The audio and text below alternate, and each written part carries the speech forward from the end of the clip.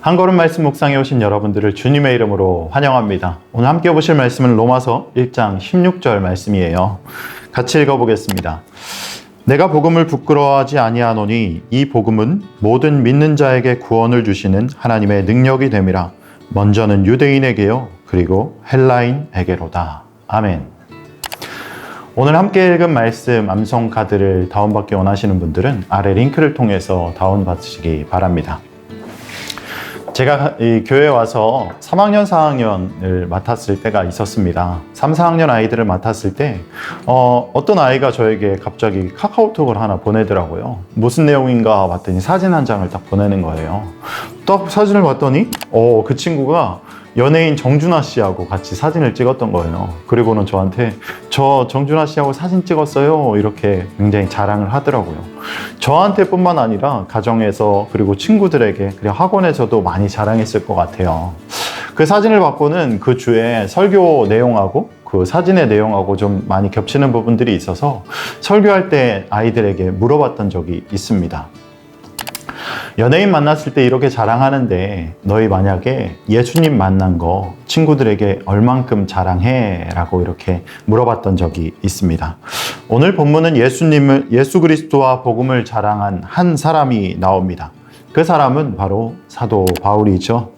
그는 예수 그리스도를 믿는 사람들을 핍박하기 위해서 다메섹으로 향해서 나아가던 그 길 위에서 예수님을 만나고 하나님의 자녀가 되어서 인생을 바쳐서 자기가 죽기까지 예수 그리스도를 증거하는 사람이었습니다.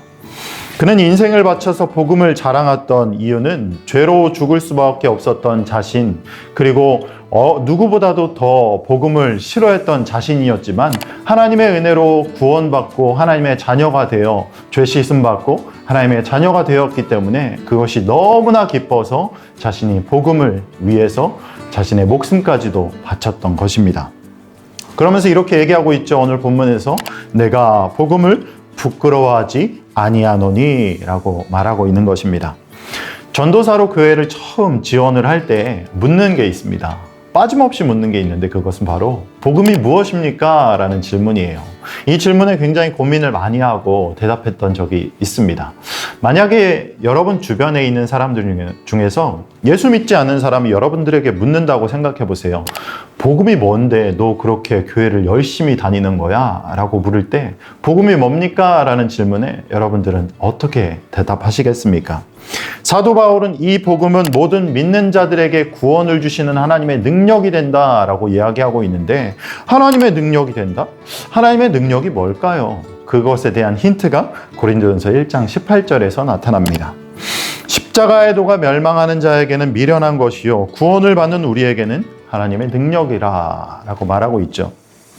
복음이 하나님의 능력이 되고 십자가의 도가 하나님의 능력이 되기 때문에, 즉 복음은 십자가의 도가 되는 것이죠. 십자가의 도는 십자가의 말씀을 이야기하고 있습니다.